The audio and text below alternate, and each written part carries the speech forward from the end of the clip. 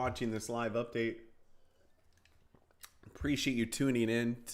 Monday night, I am live. We're going to be joining in with Mike Scantlin, who is going to give us a live update from Florida. He has traveled away. We're going to call in right now. You're watching his live stream now live from Florida. And Mike, good to talk to you. Hey, thanks for having me, buddy. All right, so where are you at?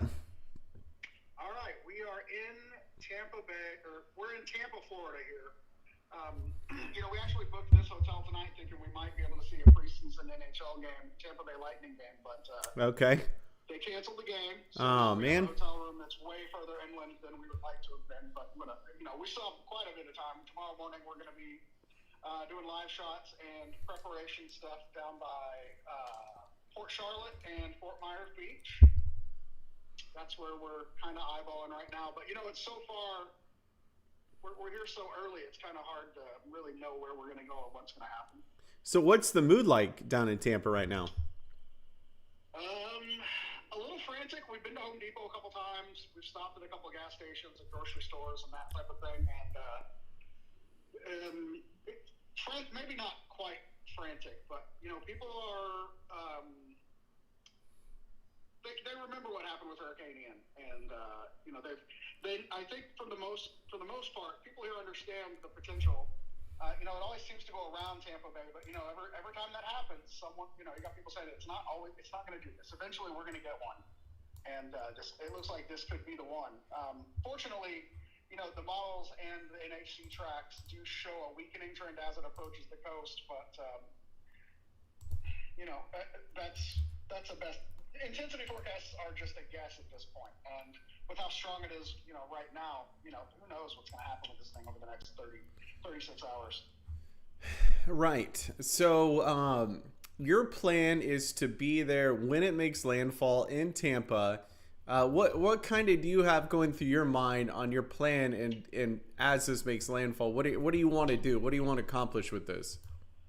Well, our goal is always, at least for us, for me and my chase partner Aaron Jack, the winds, getting in the strongest winds is always what we're looking to do, because we're I don't know, it's just like a storm chasing thing. Some people want to get in the eye. Some people want to experience the strongest wind. Some people want to see the biggest storm surge. But, I definitely prefer the wind over the surge. I don't mess with water. I'm scared of water. And, storm surge like we're going to see with this thing. Hey, I don't want to be anywhere near that as it's coming in. Are you stopping at a Wawa? We are pulling into the Wawa here right outside our hotel, and we're in looks like a six-car queue here before we can get into the gas. But they still have gas. This is what it looks like mostly around the metro, away from the beach. Further out to the west, out on the islands, they're starting to run out of gas. But Okay. There are plenty of gas stations with gas still, and they're still open. They're still selling stuff. Home Depot's still open as far as I know. So a lot of people gas not getting out of town.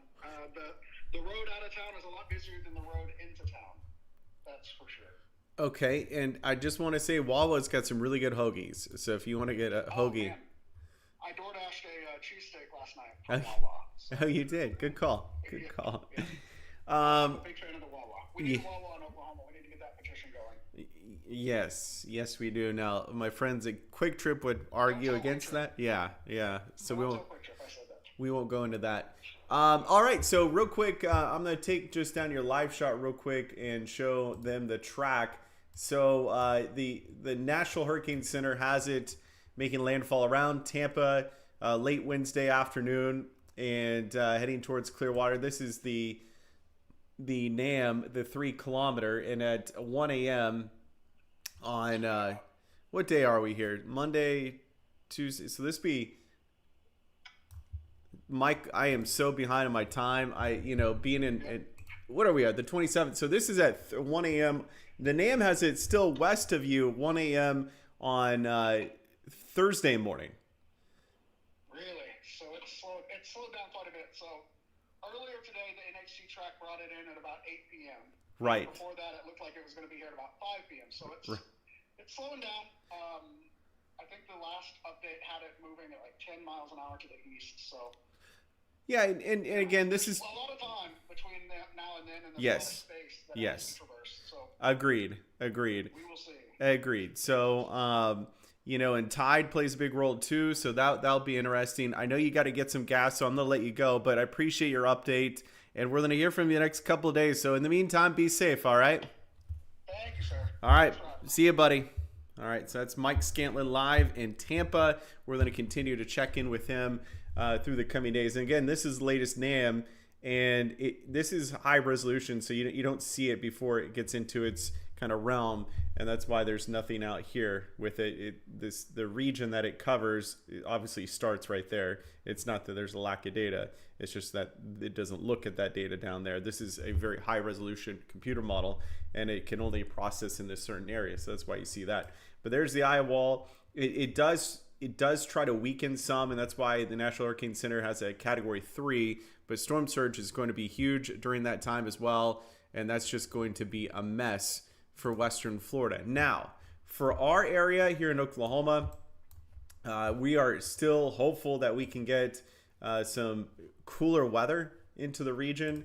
We're going to look at the long range GFS, and we'll put this over a 2-kilometer temperatures here, except that's dew point. So let's go to temps, and let's just play this through. So let's see what the pattern holds for us. And so let this go into motion. So this is right now. This is going to be the next couple of days. It's going to be warm. This weekend's going to be hot. You can see these kind of white colors expanding back across the area. That means heat is on the way once again as we head in towards this weekend.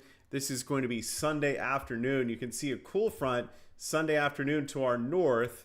Let's see how this plays out. Sunday afternoon, still hot. Monday morning, you notice the cooler air starting to suppress some of that heat further to the south.